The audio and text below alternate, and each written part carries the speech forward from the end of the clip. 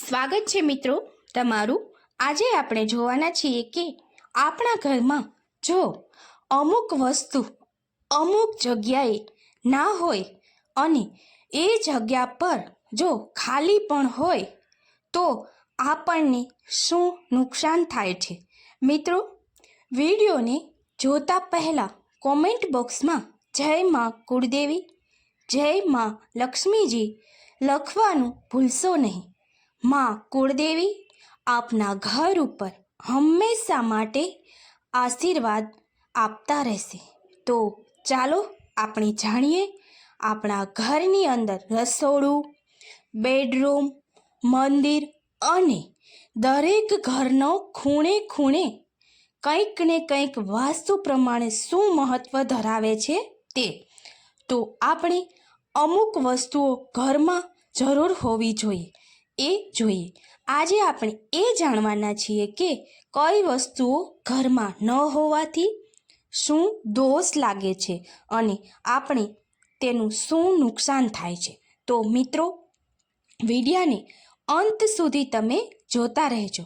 જ્યારે પણ આપણે રસોડામાં સવારે ઉઠીને પગ મૂકીએ છીએ ત્યાંથી લઈ અને મંદિરની પૂજા કરીએ છીએ ત્યાં સુધી, બેડરૂમમાં આવીએ છીએ, ઘરમાં નહાવાના બાથરૂમમાં કે જ્યાં જઈએ છીએ તે દરેક જગ્યાએ શું વસ્તુ જરૂરી છે તે આપણને આપણું વાસ્તુશાસ્ત્ર સમજાવે છે।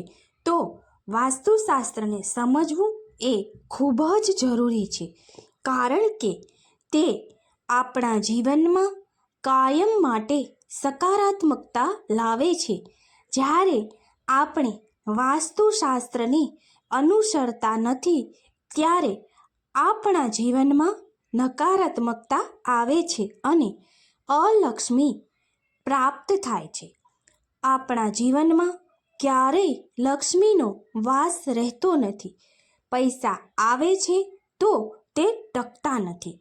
એટલા માટે જો આપણે વાસ્તુશાસ્ત્રના નિયમોને સમજી અને તેનું પાલન કરીએ તો આપણા જીવનમાં સકારાત્મકતા રહે છે અને જીવનમાં કાયમ માટે લક્ષ્મી ટકી રહે છે। મહાલક્ષ્મી આપણા પર પ્રસન્ન થાય છે।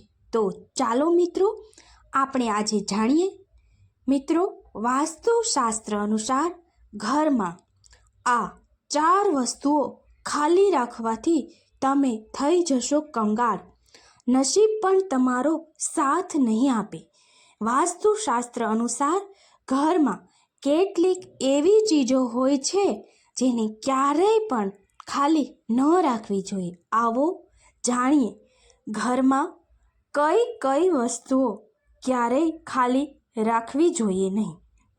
તો જાણો વાસ્તુશાસ્ત્ર શું કહે છે।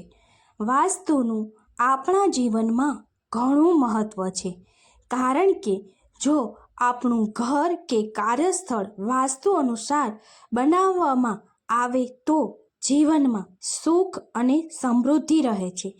તેની સાથે જ માં લક્ષ્મીની કૃપા બની રહે છે। બીજી તરફ જો ઘર વાસ્તુ અનુસાર ન હોય તો ઘરમાં પરેશાનીનું વાતાવરણ રહે છે અને ઘરના સભ્યો બીમાર રહે છે। વાસ્તુશાસ્ત્ર અનુસાર ઘરની અંદર કેટલીક ચીજોને ખાલી રાખવામાં આવે તો તેનાથી ગરીબી આવવાની અને ઘરના સભ્યોની પ્રગતિ અટકી જવાની સંભાવના છે। નસીબ પણ તમારો સાથ આપતું નથી। તો ચાલો જાણીએ આ વસ્તુઓ કઈ કઈ છે। તિજોરી અને પર્સ, પાકીટ ક્યારેય પણ ખાલી રાખવા નહીં। વાસ્તુશાસ્ત્ર અનુસાર તિજોરી અને પર્સ, પાકીટ ક્યારેય પણ ખાલી ન રાખવા જોઈએ। મતલબ કે તેની અંદર થોડાક પૈસા તો હંમેશા માટે રાખવા જોઈએ, કારણ કે જો તમે બધા પૈસા ખાલી કરી દો તો માં લક્ષ્મી નારાજ થાય છે। ઉપરાંત તમારા ઘરમાં નાણાં આવવાનું અટકી જાય છે। ઉપરાંત તમે કોડી, ગોમતી ચક્ર, શંખને લાલ કપડામાં બાંધીને તિજોરીમાં રાખી શકો છો, કેમ કે આ વસ્તુઓથી માતા લક્ષ્મી પ્રસન્ન થાય છે. પૂજાના સ્થાને પાણીનું પાત્ર હંમેશા ભરેલું રાખવું જોઈએ. વાસ્તુ અનુસાર પૂજાના ઘરમાં રાખેલ પાણીનું પાત્ર ક્યારેય ખાલી ન રાખવું જોઈએ. પૂજા કર્યા પછી પાણીના પાત્રમાં પાણી ભરો અને તેમાં થોડું ગંગાજળ અને તુલસીનું પાન નાખો. કેમ કે એવું કેમ માનવામાં આવે છે કે જ્યારે પણ પાણીના વાસણમાં પાણી હોવાને કારણે ભગવાનને તરસ લાગે છે ત્યારે તેઓ આ પાણી પી લે છે, જેનાથી તેમને ભગવાનના આશીર્વાદ મળે છે અને ઘરમાં સુખ સમૃદ્ધિ રહે છે, તેમજ નકારાત્મકતા ઘરથી દૂર રહે છે.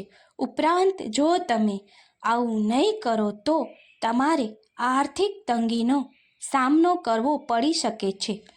બાથરૂમમાં પાણીની ડોલ ક્યારેય પણ ખાલી રાખવી નહીં. તમે જોયું હશે કે ઘણા લોકો બાથરૂમની અંદર ડોલને ખાલી રાખે છે.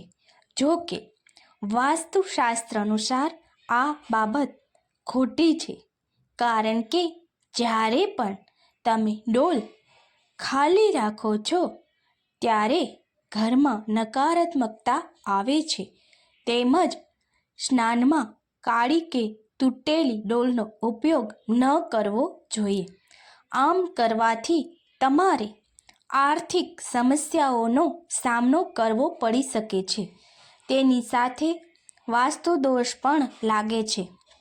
બેડરૂમમાં ક્યારેય પણ આ ચીજો ન રાખવી.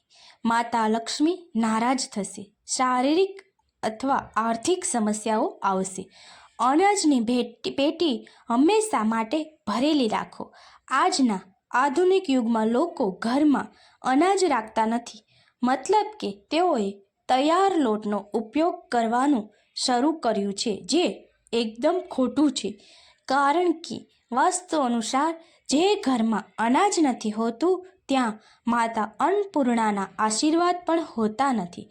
આ સાથે જે ઘરોમાં અનાજનો ભંડાર હોય છે ત્યાં સંગ્રહ કરેલા અનાજનો ભંડાર જીવનમાં સકારાત્મક ઉર્જા લાવે છે અને તમારી સમૃદ્ધિમાં વધારો કરે છે. આશા રાખું છું કે મિત્રો તમને આ માહિતી પસંદ આવેલ હશે. જય માં લક્ષ્મી, જય માં કુળદેવી.